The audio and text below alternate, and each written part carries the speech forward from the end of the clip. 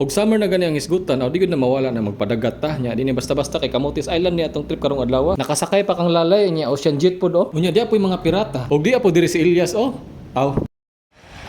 So sakay ta diri as lancha kay mag island hopping ta.